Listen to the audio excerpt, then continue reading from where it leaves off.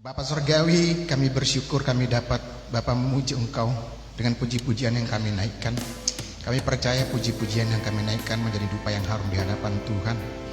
Kami juga sudah menyaksikan betapa besar kasih Tuhan juga lewat puji-pujian. Kami percaya puji-pujian itu tidak akan sia-sia, karena Engkau layak dipuji, dan itulah yang Engkau harapkan dari kami anak-anak-Mu yang mengimaninya.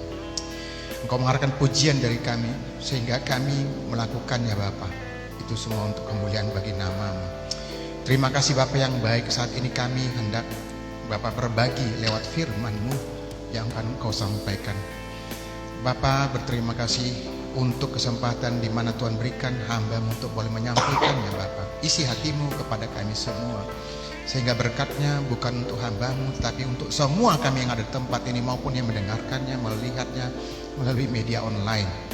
Bapa yang baik, hamba-Mu yang tidak ada apa-apanya Tuhan, mari Tuhan sembunyikan di balik salib-Mu, sehingga Kau sendiri yang nampak, Engkau sendiri yang berbicara kepada kami pribadi lepas pribadi. Terima kasih Bapa. Kami serahkan pemberitaan ini di dalam nama Tuhan kami Yesus Hamasiah. Kami sudah berdoa dan bersyukur. Haleluya. Amin. Sahabat Shalom, Bapak Ibu, apa kabarnya Bapak Ibu? Apa kabarnya Bapak Ibu? Sekali lagi, apa kabarnya Bapak Ibu? Baru mantap, ini baru mantap suaranya, kayak kur gitu ya. Siap diberkati? Amin. Haleluya. Bapak Ibu, sekarang kita mau belajar bersama. Kalau disebut nih khotbah bisa juga, tetapi kita belajar bersama. Ini sudah biasa barangkali kita dengar ya dari pemberita-pemberita yang lain tentang Filipi pasal 2 ayatnya yang keempat sampai 11. Saya undang Bapak Ibu kita berdiri untuk kita boleh membaca secara bergantian. Kalau Bapak Ibu punya ILT 3 atau terbitan yang lain, LAI, sama aja saya pikir ya. Firman Tuhan di dalam kitab Filipi pasalnya yang kedua, ayatnya yang pertama sampai dengan ayatnya yang ke-11. Saya yang pertama ayat yang keempat, Bapak Ibu Saudaraku selanjutnya, dan kemudian ayat terakhir ayat 11 kita akan sama-sama membacanya. Saya mulai Bapak Ibu di bawah perikop ini LAI punya, nasihat supaya bersatu dan merendahkan diri seperti Hamasiah. Ayat 4, dan janganlah tiap-tiap orang hanya memperhatikan kepentingannya sendiri, tetapi kepentingan orang lain juga.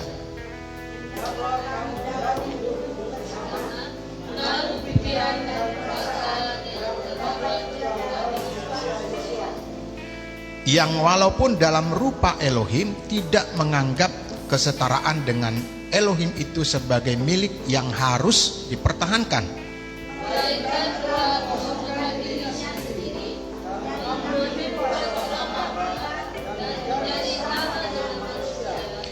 dan dalam keadaan sebagai manusia ia telah merendahkan dirinya dan taat sampai mati, bahkan sampai mati di kayu salib.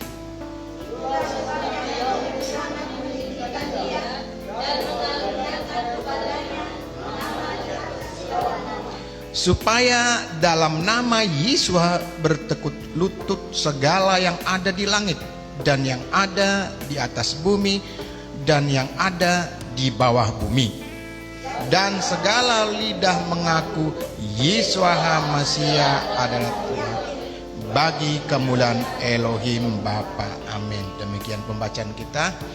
Bapak Ibu, ini berbicara tentang satu jemaat di Filipi yang kelihatan ada intrik ya, ada perpecahan di situ.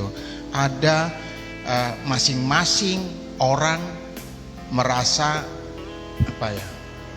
lebih dari yang lain, sehingga kemudian terjadi perpecahan. Terjadi perpecahan ini sebenarnya bukan karena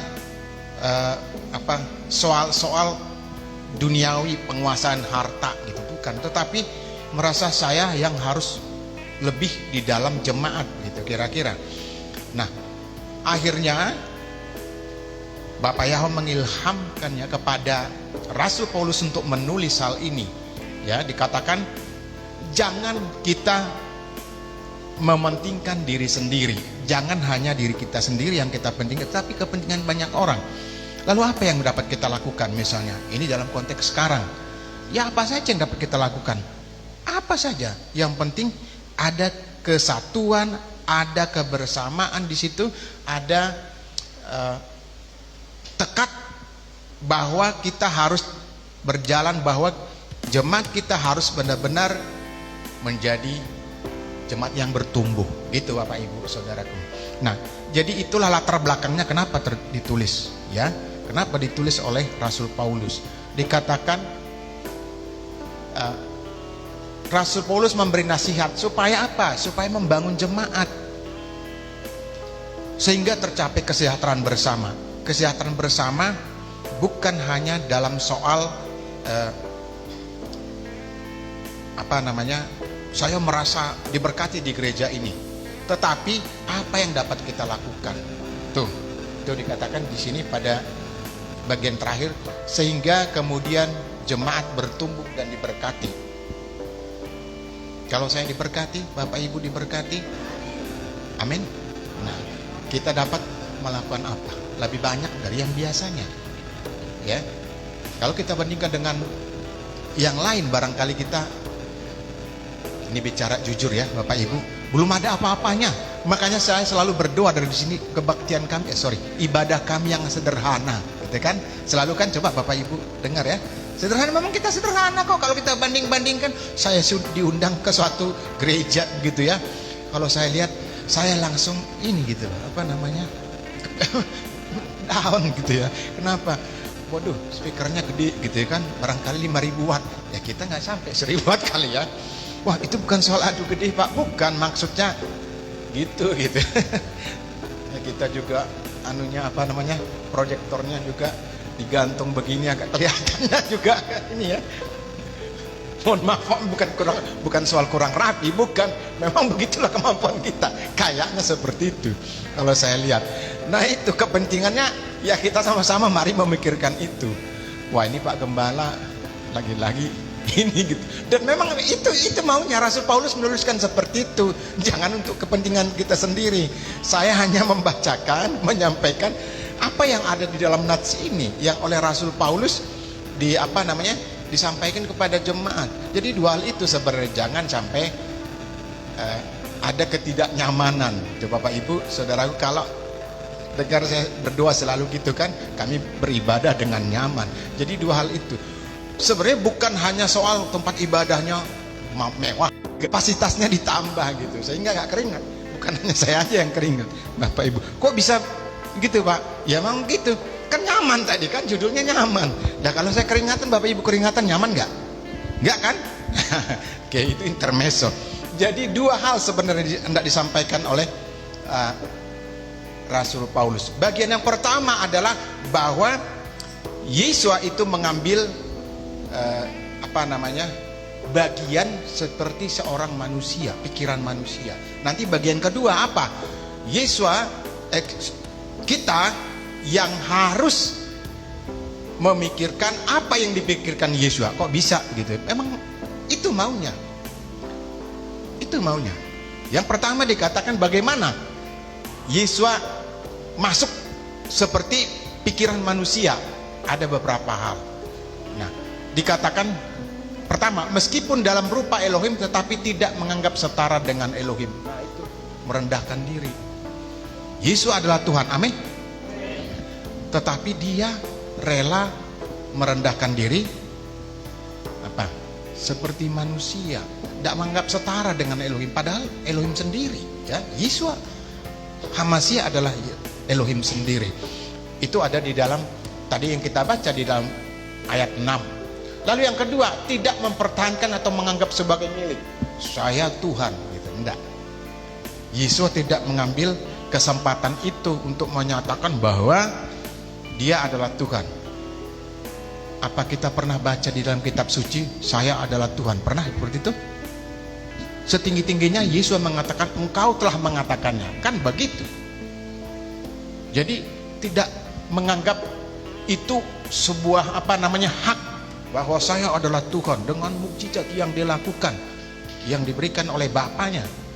Nah, itu kita baca nanti ada juga di dalam ayat 6. Nah, lalu ketiga, mengosongkan diri. Bapak Ibu, mengosongkan diri artinya kalau dalam bahasa umum dikatakan bahwa Yesus sudah selesai dengan dirinya sendiri. Itu maksudnya kita kalau mencoba memahami. Nah, selesai dengan dirinya sendiri tidak mementingkan apa?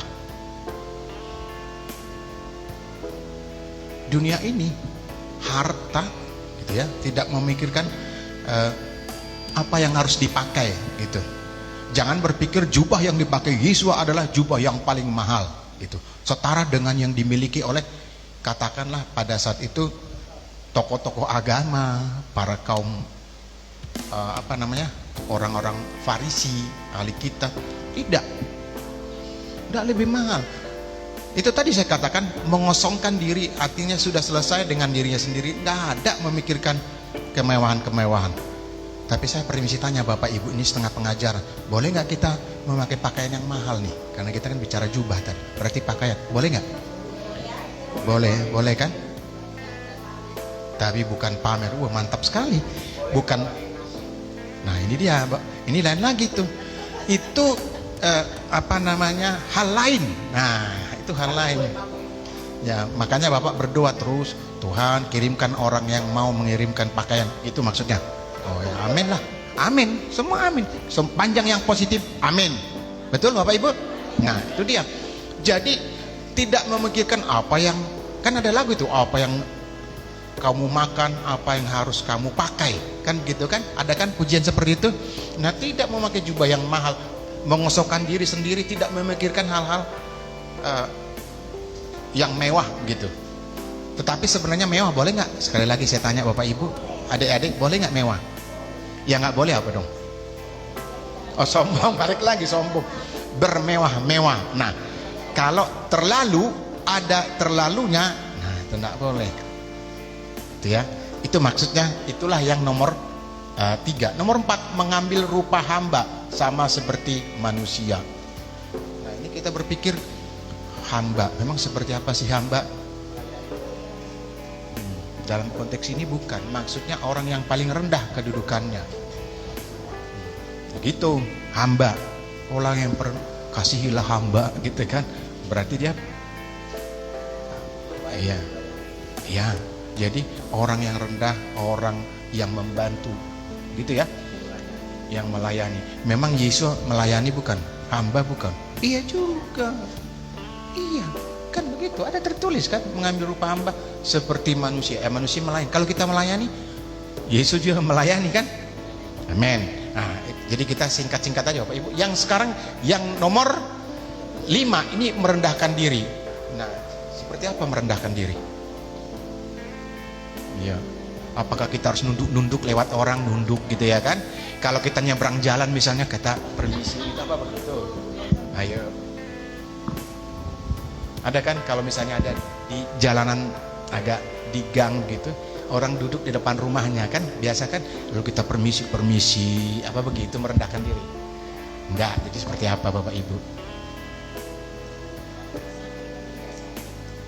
Tidak sombong. Itu lagi balik-balik ya, merendahkan diri berarti tidak sombong, tidak pamer gitu. Apa lagi dong selain itu ramah terhadap semua orang. Jadi suka senyum ya.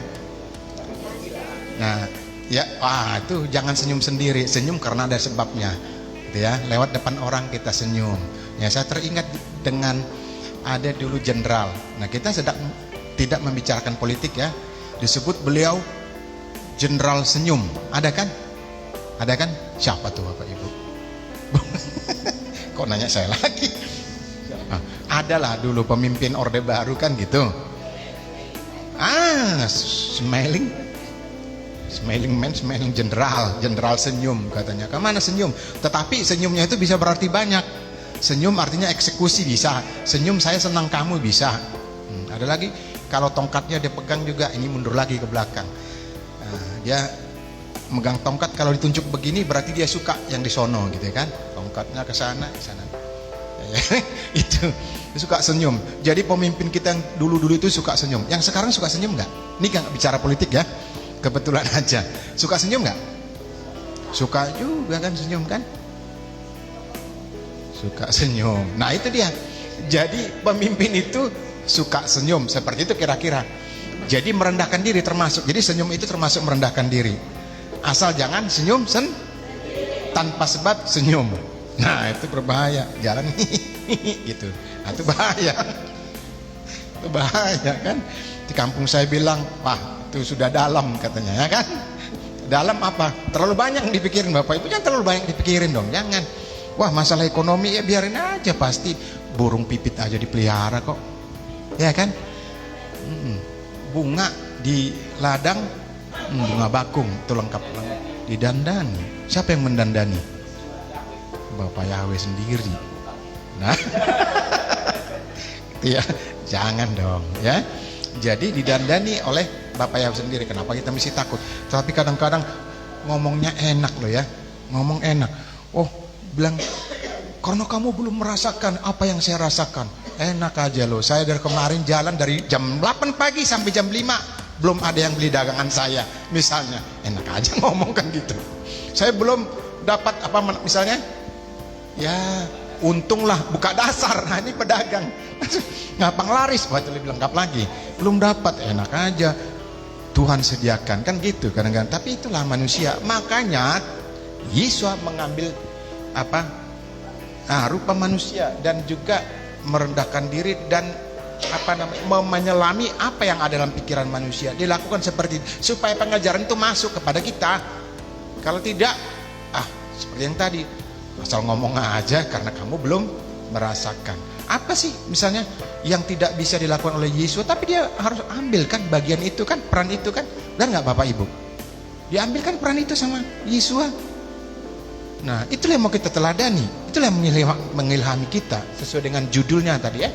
Nah yang terakhir, taat sampai mati, bahkan sampai kayu salib. Nah kalau ini bicara tentang taat ini, atau kata lain loyal, atau kata lain apa lagi ya, setia tuh. Taat, setia, loyal, tunduk, teguh, apalagi patuh, konsisten. Wow banyak banget padanannya ya kalau taat itu ya. Bahkan sampai mati di kayu salib. Nah sekarang proses sampai mati di kayu salib, apa yang dialami? Yuk kita diskusi Bapak Ibu. Apa sih yang dialami oleh Yeshua HaMashiach sampai di kayu salib? Apa yang dialami? Penderitaan kan? Bisa tidak Yeshua yang adalah HaMashiach itu melalukan itu sebenarnya? Oh bisa aja. Tetapi kan dia sudah ambil bagiannya. Sudah ambil, sehingga apa? Ditinggikan, pada akhirnya ditinggikan oleh Bapak Yahweh, Bapaknya sendiri. Nah lalu kedua, bagaimana kita memahami pikiran Yesus? Ada contoh Bapak Ibu. Ketika Yesus mau ke Yerusalem, dia mengendarai apa? Menunggang bukan kedelai, itu nggak bisa ditunggangi, itu ditelan Bu. Kalau kedelai telan, tapi kedelai juga nggak bisa sembarang kedelai, harus dimasak dulu, ya kan? Nah kalau nggak bermasalah nanti pencernaannya, keluarnya juga keledai juga, kedelai juga kan? Nah itu, jadi keledai. Kenapa bukan kuda? Zaman itu kan ada kuda kan? Ada kan? Nah kenapa bukan kuda? Untuk menggenapi nubuat dari Nabi Zakaria. Itu nanti kita baca di Zakaria 9 ayat 9. Jadi kita yang memahami, murid-murid pada zaman itu memahami. Loh kenapa guru bukan naik kuda, biar lebih cepat, lebih tinggi kan gitu. Lebih tinggi kan kuda daripada keledai ya. Lebih tinggi kan? Kenapa itu yang diambil? Untuk menggenapi itu. Lalu kemudian kita mencoba memahami juga, manusia mencoba memahami pada konsep pada saat itu murid-muridnya. Ketika Yesus mati karena disalibkan tadi di bagian atas, terus bangkit pada hari yang ketiga, apa yang dilakukan? Memerintahkan supaya kita pergi kemana? menjadi murid untuk melayani. Nah itu dia. Kalau kita bicara melayani, apakah cuma seperti saya, seperti pengurus? Tidak, semua sebenarnya. Ini hanya sekadar jabatan yang ditentukan oleh manusia untuk kita berbicara. Nah, jadi kita memahami apa yang ada dalam pikiran manusia. Pergi, kata Yesus, melayani. Kepada siapa melayani, Bapak Ibu? Kepada siapa melayani? Segala bangsa. Maksudnya apa segala bangsa? Kita diskusi. Ya. Setiap orang. Ya, setiap orang. Jadi kalau dikatakan segala bangsa berarti setiap orang. Orang yang mana? Semua orang. Semua orang. Nah, permisi tanya, apakah kita melayani itu bisa juga misalnya mengekspresikan pelayanan kita misalnya dengan mengasihi alam ini, menyayangi alam ini, dan juga hewan peliharaan gitu, boleh tidak? Boleh tidak Bapak Ibu? Ya bisa, kan itu makhluk ciptaan Tuhan juga. Tetapi, nah itu ada kecuali hama gitu ya. Kecuali hama ya. Hama dikasihi nggak? Nggak bisa dong. Ada juga makhluk yang lain ciptaan Tuhan juga sebenarnya. Virus misalnya, bakteri, jamur. Jamur bisa nggak dikasihi? Tukang makan langsung tahu Bapak Ibu. Jadi jamur yang buat dimakan, dikasih kan, dipelihara kan, tetapi dimusnahkan juga kan, dimakan sama Pak John, ya kan? Nah itu dia.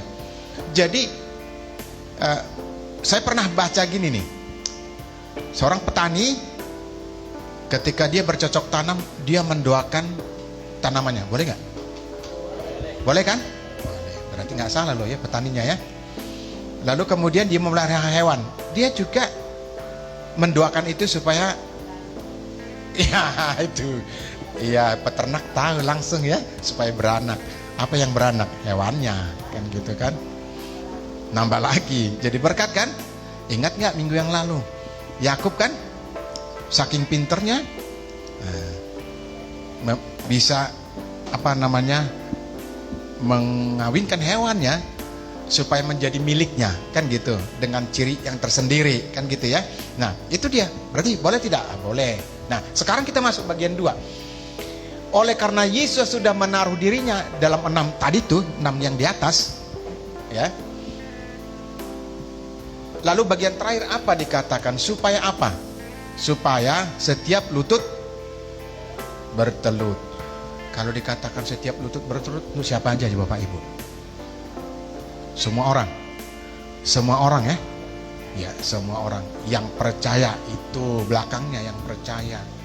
Jadi bukan semua orang artinya seluruh manusia.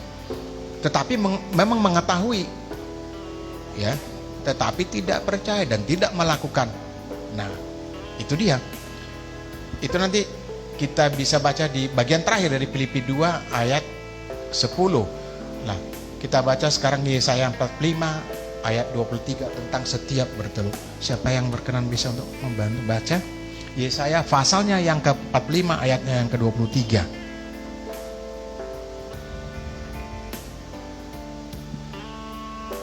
Ada? Atau saya bacakan sendiri ya Pak Ibu ya. Yesaya pasalnya yang ke-45 ayatnya yang ke-23 berkata seperti ini.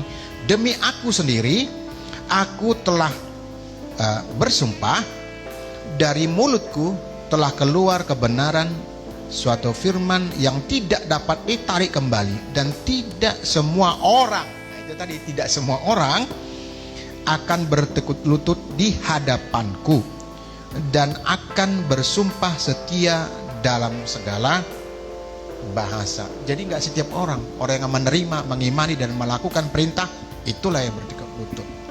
Nah, dikatakan tadi bersumpah. Ada hal yang menggelitik Bapak Ibu. Kalau kita misalnya suatu profesi tertentu diambil seperti sumpah, ya kan? Dengan menaruh tangan kiri di atas kitab suci dan tangan kanan membentuk huruf ya. Itu kan dikatakan bukan bersumpah. Padahal di sini ada kata bersumpah. Ini bagaimana menurut Bapak Ibu? Misalnya nih seorang Mudah-mudahan di antara adik-adik saya ini ada yang berprofesi nantinya diambil janji, dikatakan sumpah bagi mereka yang tidak seiman dengan kita, kan gitu. Ada yang sudah pernah diambil sumpah atau janji di sini? Sudah ya? Marta sudah ya? Nah, di situ di dalam teksnya dikatakan sumpah atau janji. Ingat nggak? Hah? Bersumpah, bukan berjanji. Nah, atau begini, siapa yang pernah menjadi saksi di pengadilan nih? Nah, ada yang pernah jadi saksi? Atau pernah melihat di pengadilan gitu deh? Atau di televisi, di film Korea ada tuh. Kan biasanya pengacara-pengacara kan? Oh India, oh polisi India lain lagi ceritanya. Tapi Korea selalu mempertentangkan profesi pengacara dengan dokter. Betul nggak? Oh langsung iya, berarti nonton dong. Drakor kan gitu. Nah, itu selalu. Nah, seperti itu misalnya di dalam pengadilan. Di kita ini bukan bersumpah saya berjanji. Lalu kalau begitu, kenapa di sini bersumpah? Kan bersumpah kan tadi kan? Bapak Ibu dengar kan dari nanti baca deh. Yesaya pasal 45 ayat 23. Yang benar yang mana? Ayo. Bersumpah untuk diri sendiri. Berjanji untuk orang lain, untuk lembaga lain gitu. Nah, itu dia mana yang benar. Kalau ada yang tahu, bukan ngarang ya, sesuai dengan yang ada di sini ya. Kita patokannya di sini. Uang saya kebetulan masih ada 100.000. Nih, 100.000 nih, saya kasih. Kalau nggak dapat juga saya naikkan sampai 1 juta. Tapi nanti ditransfer gitu. Bersumpah untuk yang lebih kurang tepat. Siapa? Ayo. Apa yang sudah, tadi kan ada, apa yang sudah keluar dari mulutku tidak akan saya tarik. Oh. Halo. Dari situ coba, itu cluenya tuh. Kalau manusia kan bisa sekarang tahu balik lagi jadi kedelai. Tuh, ya kan? Jadi tempe lagi besoknya. 3 loh. Ada yang mengatakan kalau 1 orang berkumpul bisa 2 pikirannya, 3 orang jadi 4 gitu. Berarti nggak ada yang bisa dipegang dari manusia kan? Benar nggak? Nah itu cluenya. Berarti nggak ada yang bisa dipegang dari manusia. Itu aja cluenya. Ayo, apa dong jawabannya? Saya kasih. Sumpah itu hanya dikatakan, hanya Tuhan yang mengatakan. Dan manusia? Sumpah palsu. Nah ini kan untuk semua ini Bu. Ayo, ikrar. Kalau ikrar mah perjanjian, kesepakatan, besok juga bisa dilanggar. Memang ada. Nah itu ada di kitab perjanjian baru ada. Itu ada demi apapun kan gitu. Nah, itu ada. Saya lupa di mana tertulis. Tetapi itu jelas di perjanjian baru. Ini kan perjanjian lama yang kita baca, ya kan? Yesaya kan? Perjanjian lama kan? Nah kalau begitu lebih tepatnya kurang tepat dikit lagi Bu. Sayang sekali ya 100.000 ya. Kenapa? Itu tadi kan saya kasih clue-nya.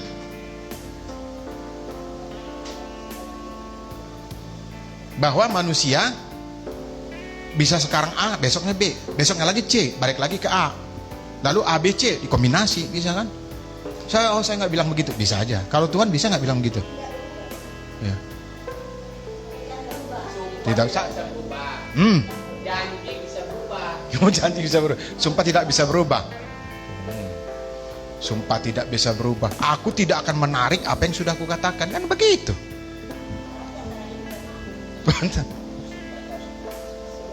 Bersumpah melakukan, berjanji. Oh, ini kayak ini nih, seorang calon kepala daerah, saya tidak akan mengambil, ternyata dia ambil. Ya main di kasino lagi kan, 560 miliar. Nah itu dia. Rakyatnya menderita. Ada kan? Bapak Ibu kan ini bicara politik tapi fakta kan? Saya berjanji. Oh. Tapi kemudian uangnya ke judi, kasino gitu. Loh, Bapak kok berani? Ya memang ini fakta. Kalau yang fakta nggak apa-apa kita bicarakan gitu. Asal jangan menghina orang. Itu undang-undang ITE kan begitu. Oh masih dugaan Pak? Kita juga kan dugaan ngomongnya. Ya kan? Saya berjanji untuk mensejahterakan rakyat. Ke kasino deh uangnya deh, 560 miliar. Mana dong? Nah, coba kalau 560 miliar itu untuk kita pakai di sini, waduh, udah wow ya, wow gitu ya, semua kita pakai jas. pakai blazer ini ya. Ayo 1 menit lagi barangkali ya. Lumayan 100.000 loh. Ayo Bapak Ibu.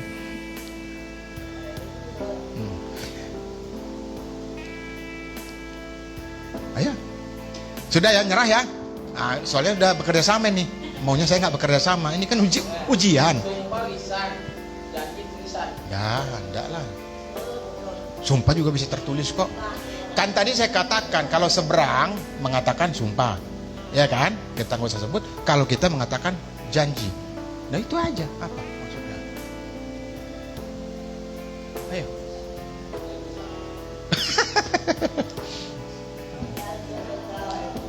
Tadi kan dikatakan aku tidak akan menarik. Oh dilanggar juga Bu sumpah. Wah deh. Nah itu dia. Sumpah bisa dilanggar. Tapi gak bisa dilanggar juga. Iya kan? Dilanggar juga. Itu tuh wanita emas itu melanggar juga kan? Gitu. Apa dong? Menyerah ya. Jangan sampai dibuka Kamar Besar Bahasa Indonesia dong. Kalau dibuka mulai detik ini gak berarti udah ditutup ininya kuisnya. Ya. Mana lebih besar sumpah dengan janji gitu aja deh. Nah sumpah gitu kan. Oke ya. Berarti sudah ya. Sudah ya. Habis waktunya kan. Sumpah mengikat jiwa. Janji juga mengikat. Pelajaran itu tadi apa namanya 3 sahabat yang lalu kan, apa itu tentang kaos atau kasut kaki yang tukar kan mengikat kan. Loh kok sebelah kaos kaki saya kan mengikat jiwa tuh. Yang satu di sana pakai kita berjanji kemarin gitu ya kan tentang suatu hal. Ingat nggak Bapak? Jadi berarti mengikat jiwa juga kan? Mengikat jiwa dong. Kalau begitu apa? Berarti kalau tutup ya. Kalau sumpah itu hanya untuk yang mengimani Hamasia. Kalau janji, iya makanya tadi saya katakan seberang itu hanya bersumpah terus, kerjanya sumpah, tapi melanggar juga. Di sini juga memang iya berjanji, tetap juga uangnya lari ke kasino kan gitu. Apa tuh Pak? Ya, ternyata enggak kan? Segenggam emas, tetapi baru sebulan sudah main volley ya, tampar kiri kanan kan? Kan? Mak tamu taruh di mana kan? Itu maksudnya kan Pak? Saya ingat tuh khotbah beberapa waktu yang lalu. Nah itu dia. Jadi jangan pakai sumpah Pak. Itu contohnya. Itu benar banget. Saya baru dapat ilham juga tuh dari situ tuh. Ya kan? Dan banyak juga itu hobi mesak ya Pak. Betharia Sonata yang menyanyikan gitu ya. Nah, dengan segenggam emas kau dipinang. Ternyata kemudian ya dengan segenggam ini kau daratkan di mukaku, ya kan di badanku. Tapi saya percaya di sini nggak ada begitu bapak-bapak ya, nggak ada ya. Atau laki-laki nggak ada ya. Itu tidak menyayangi. Tadi kan di bagian awal tanaman aja kita sayangi, ya kan? Kecuali hama loh ya. Kok masa teman hidup sendiri nggak disayangi? Itu hati-hati Bapak Ibu. Yang terjadi adalah direweli tiap hari kan gitu kan. Jadi sebaliknya yang terjadi, boleh nggak gitu? Saya tanya Pak Poson, kok senyum punya pengalaman ya Pak Poson? Enggak ya. Tetapi saya berdoa dijauhkan Tuhanlah sifat laki-laki dari tempat ini gitu ya. Amin. Dijauhkanlah sifat seperti itu, maksudnya yang ringan tangan terhadap orang di sebelahnya gitu.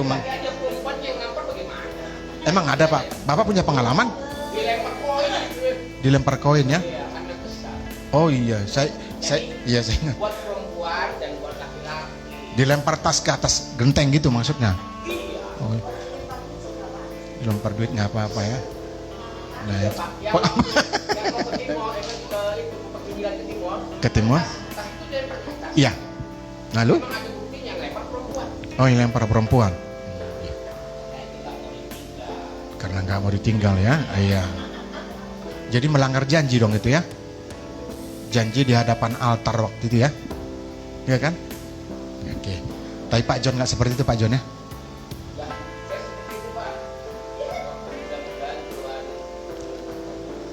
Amin. Jadi kalau Pak John lebih bagus diam daripada ringan tangan kan gitu ya Pak John ya.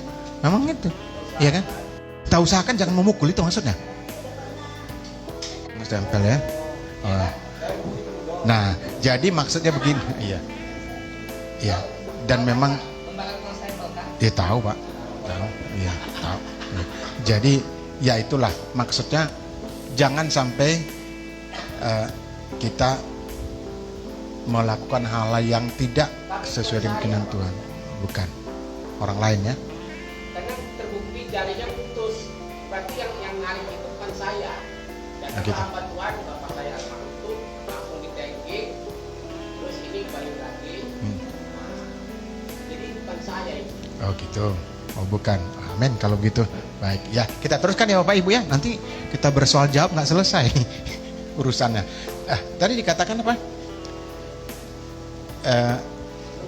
Ya, Bapak Yahweh bersumpah dan tidak akan berubah. Nah sekarang pertanyaannya, siapa sih yang ditunjuk Bapak Yahweh untuk mewakili dirinya? Yesus HaMasiah. Jadi Yesus HaMasiah sebenarnya adalah sifat dari Bapak Yahweh sendiri. Itulah yang kita selami, itulah yang kita mengilham kita. Dikatakan juga yang paralel dengan itu ya adalah dalam kitab Roma pasalnya yang ke-14 asal ayatnya yang ke-11 dikatakan, saya bacakan buat kita. Roma pasalnya yang ke-14 ayatnya yang ke-11, demikian firman Tuhan. Karena ada tertulis, nah dengar ya Bapak Ibu, karena ada tertulis, demi aku hidup, demikianlah firman Tuhan, semua orang akan bertekuk lutut di hadapanku, dan semua orang akan memuliakan Elohim. Ini kan jadi dua. Demi aku. Ini siapa yang bicara sekarang? Kan Yesus kan? Nah, lalu memuliakan Elohim. Elohim itu siapa? Ya, Elohim memang Yahweh. Elohim itu siapa? Yesua, bukan Yahweh sendiri, Yesua sendiri. Nah, gitu ya. Nah, dikatakan demi aku hidup, pada bagian terakhir memuliakan Elohim. Jadi Yesua hidup itu untuk kemuliaan gampang sebenarnya. Itulah pemahaman. Yesua ada di tengah-tengah kita, berarti itulah sifat-sifat Elohim. Yesus sudah naik ke sorga. Siapa yang untuk mengajari kita, menghibur kita? Siapa? Roh Kudus atau Roh Kodes, gitu ya. Nah, itu tadi di dalam kitab Roma 14 ayat 11. Demi aku yang hidup, Yesus yang hidup adalah Elohim sendiri. Itulah gambaran dari Elohim. Jadi dua bagian. Yesus menjadi manusia sama seperti kita supaya kita dapat menerima pengajarannya. Nah, tidak melulu memakai apa yang ada di kitab Perjanjian Lama. Kalau itu kita pakai nggak bisa kita hidup, nggak bisa. Coba semua yang dilakukan di kitab Perjanjian Lama, membakar ini, membakar itu, bisa nggak kita lakukan itu? Nggak bisa, selain alamnya sudah beda. Itu kan di Timur Tengah, ya kan? Di sini bisa nggak kita lakukan? Ya nggak bisa lah. Nggak bisa kita lakukan di beda. Bukan soal letak geografisnya ya, tapi keadaannya itu loh, keadaan alam itu nggak sama. Nah itu dia. Lalu kita juga sebaliknya harus memahami pemikiran Elohim. Dua contoh yang tadi, ketika ketika Yesus meminta hendak ke Yerusalem, dia minta keledai kan, bukan kuda. Langsung disediakan tidak? Nah karena mereka sudah memahami, oh itu yang dipikirkan, itu yang tertulis. Padahal belum tentu baca sebelumnya kan. Ini kan kitab ini disusun pada abad kesekian setelah Yesus naik ke sorga kan. Nah itu yang pertama. Yang kedua juga tentang perintah kepada kita supaya menjadi pelayan. Jadi bukan hanya yang bergelar jabatan tertentu, semua. Nah berulang-ulang saya katakan bahwa menjadi pelayan itu bukan hanya di tempat yang namanya gereja, kapel dan seterusnya, juga tempat pekerjaan atau di mana. Barangkali seperti saya, seperti seorang guru, sedikit-sedikit saya masukkan juga tuh apa yang saya ketahui tentang ini gitu. ya kan? Nah, mungkin sebagai apa? Sebagai mahasiswa bisa juga. Misalnya ketika berkumpul dengan temannya sebagai siswa, ketika ada di warung, di kantin dan sebagainya, berdoa misalnya, jangan sama gitu ya, jangan seperti yang lain. Tersedia hidangan di depannya, langsung aja dimakan tanpa ada ucapan syukur untuk itu. Nah, dengan begitu misalnya di hadapan teman-temannya, baik adik-adik saya nih yang sekolah, apalagi mahasiswa, itu juga sebenarnya pelayan tapi ukurannya kecil gitu, nggak apa-apa, nggak masalah. Itu persentasinya kecil di hadapan Tuhan, nggak masalah. Itu yang dimaksud dengan memberitakan. Loh, lalu kemudian kita masuk ke kesimpulan, singkat aja Bapak Ibu. Nah, apa sih kesimpulannya? Nah, ini ajakan, berupa ajakan kepada kita. Mari kita berusaha, ini keras nih, sengaja saya tulis keras, memiliki pola pikir seperti Tuhan Yesus Masih. Yang tadi itu loh, yang 6 di atas. Yang kedua, mari kita melayani dengan cara dan kemampuan kita masing-masing. Itu yang saya dikatakan. Ketika kita ada di tempat manapun, itulah identitas kita sebagai seorang pengikut Yesus Masih. Pengikut apa murid? Apa bedanya? Murid ya. Jadi kalau murid melakukan, kalau pengikut hanya sekadar mengikuti, bukan pelayan. Nah, kalau murid itu pasti pelayan. Betul? Iya. Oke. Lalu sambungannya apa? Jangan cukup hanya menjadi jemaat biasa. Tadi kan konteks berjemaat. Apa aja yang bisa kita ambil peran kita misalnya di jemaat kita ini? Apa aja terserah Bapak Ibu deh, nggak mesti diberitahu, nggak mesti diperintah gitu ya. Apa aja? Oh, mendoakan bisa nggak Pak Gembala? Oh bisa, lebih bagus lagi mendoakan gitu kan. Nah itu. Yang terakhir Bapak Ibu, mari kita bersama-sama memperbaiki dan mengatasi kekurangan yang mungkin ada dalam jemaat kita. Kenapa saya tulis mungkin? Karena bisa aja sudah banyak yang bisa kita lakukan, kan begitu. Ada kekurangan? Ada. Selalu ada sih memang ya. Selalu saja. Kalau mungkin itu barangkali kita pada saat kita berproses melayani di gereja ini dan tertutup apa kekurangan yang kita lakukan. Ya, maka kita selalu mendoakan melalui doa syafaat kita, bukan hanya jemaat kita, lebih luas lagi sebenarnya. Ingat aja teorinya Yerusalem, Judea, Samaria sampai ke mari kita kalau doa syafaat mendoakan sinode kita, ya kan, dan yang lain. Nah, di tempat ini kita ada bersama-sama dengan gereja lain, kita doakan juga. Terlepas dari apakah pengajarannya seperti apa, silakan masing-masing. Di dalam sinode kadang-kadang kok ada versi yang berbeda dalam menjalankan ibadahnya, tetapi kita harus menerima itu. Saya selalu mengatakan yang paling utama ya, prioritasnya adalah bahwa dia menyembah Tuhan yang sama, yang tersalib di kayu salib seperti yang tadi, taat sampai mati itu ya, dan mengimani bahwa ada tempat bagi kita yang kelak setelah kita tidak ada lagi di dunia ini. Nah, kalau seperti itu pemahamannya, mari kita saling mendoakan.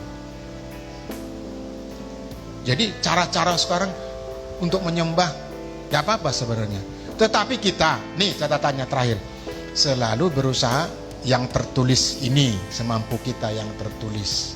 Salah satu contoh nih, mungkin ada orang mengatakan, kalau dibaptis kan cukup hanya air ya, tetapi di dalam kitab suci kita mengajarkan apa? Ya, selam dicelupkan ke dalam air. Nah, itu di mana dong Pak? Itu sama-sama yang mengimani bahwa ada hidup setelah hidup ini. Sama kan dengan Bapak? Sama, tetapi kan saya katakan, ya mari kita berusaha melakukan apa yang tertulis di sini. Itu aja, sederhana kan Bapak Ibu ya.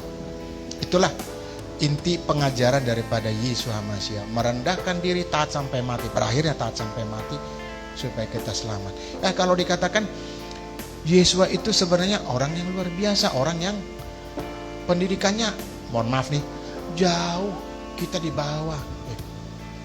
Kenapa sampai ada gelar guru, sampai rabi? Itu kan karena berhak memang.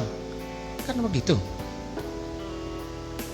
Yesus itu kecerdasannya, kalau ada ukuran IQ ya, 100 berapa yang paling tinggi? 210 ada? Mana ada manusia? Ada. Nah, kalau itu di atasnya, Yesus di atasnya. Nah, mentok lagi. Yang paling tinggi ya, Ya nggak ada lagi. Memang itu bahasa yang paling tepat. Tuh. Iya. Ya ibaratnya ini ya sampai ini. Ini kalau dibuka kayak dia bahasa ini yang Oh gitu. Ya. Oh tak terukur. Ya. Jadi super ya. Superlatif ya. Nggak terukur. Nah itulah yang kita pelajari Bapak Ibu pada ibadah Sabat kita. Mari kita meniru, mengilhami apa yang sudah Tuhan Yesus lakukan, karena Yesus Hamasiah sendiri yang sudah mengilhami kita, sudah merendahkan dirinya, bahkan taat sampai mati. Siapkah kita taat sampai mati? Siap enggak? Jangan hanya di bibir, siap enggak? Jangan hanya di bibir ya. Kalau hanya di bibir itu siap enggak? Siapkah kita untuk menyingkirkan perbedaan-perbedaan di jemaat kita? Wah ini kok nggak ada jawabannya. Siapkah kita menyingkirkan perbedaan seperti tadi itu? Jemaat yang di Filipi itu, siapkah kita menyingkirkan perbedaan-perbedaan di kita? Bagaimana supaya jemaat kita menjadi berkat bagi orang lain? Siap gitu ya? Ya siap dong, harus siap. Itulah inti dari Filipi 2 pasal 4 sampai dengan 11. Itu ya. Mari kita siapkan hati kita. Nah, kita nyanyi satu pujian itu yang kemarin itu, Pak. Apa judulnya?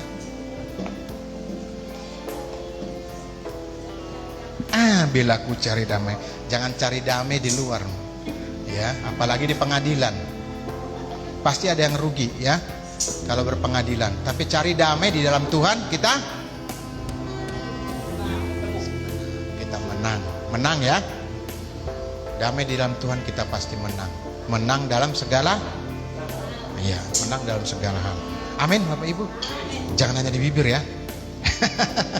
Harus mengilhami kita ya. Amin. Kita nyanyikan pujian bersama-sama.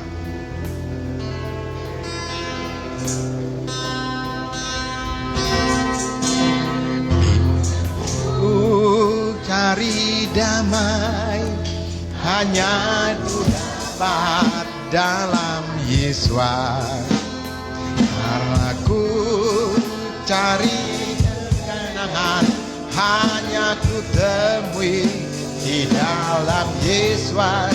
Tak satu pun dapat menghiburku, tak satu pun dapat menolongku. Hanya Yesus jawaban hidupku. Kita ulang dari pertama. Kalau ku cari damai hanya didapat dalam Yesus. Kalau ku cari kesenangan hanya ku temui di dalam Yesus. Tak satu pun dapat menghiburku, tak seorang pun dapat menolongku. Hanya Yesus jawaban hidupku.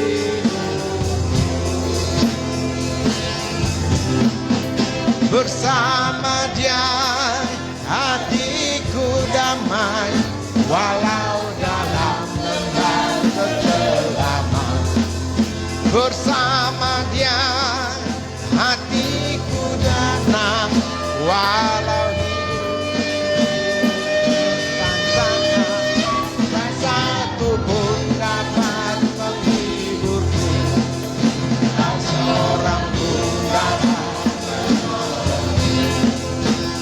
Hanya Yesus jawaban hidup. Kita nyanyikan refrennya. Bersama Dia hatiku tenang,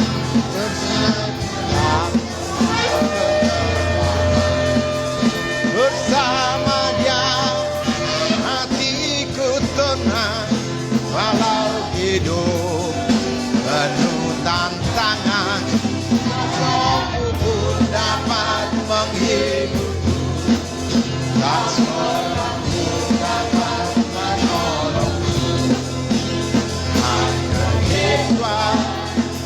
jawaban hidup. Hanya Yesus jawaban hidup. Hanya Yesus jawaban hidup.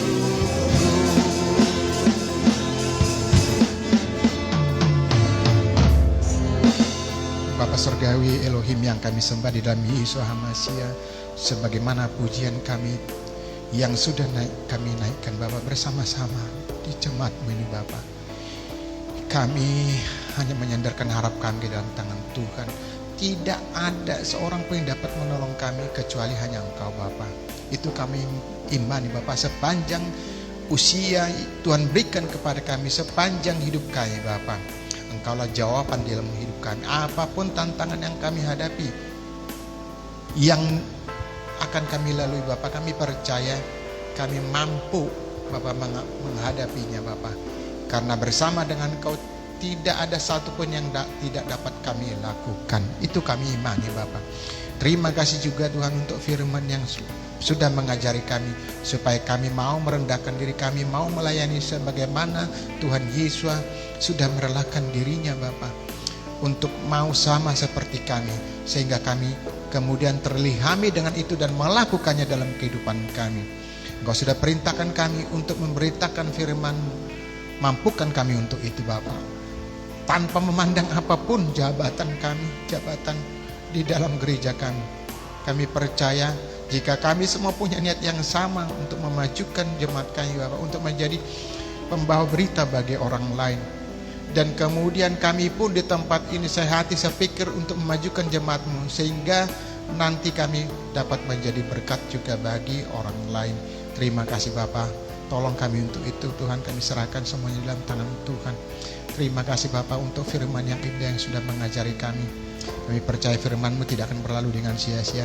Firman-Mu itu akan tetap tinggal di dalam hati kami dan menjadi rema bagi kami. Firman itu telah menguatkan kami, sehingga kami di dalam melakukan aktivitas kami ke depan selepas dari ibadah ini, kami semakin kuat Bapak. Kami mampu mengatasi apapun yang kami hadapi. Tidak mengeluh senantiasa, tidak bersungut-sungut atas apa yang akan kami hadapi, tetapi kami dapat menerimanya Bapa, karena kami percaya Yesus Hamasia menguatkan kami untuk itu. Terima kasih Bapa, terpujilah Engkau Tuhan di dalam Yesus Hamasia Tuhan kami yang hidup, orang Nazaret itu. Kami sudah berdoa seraya bersyukur. Haleluya, amin.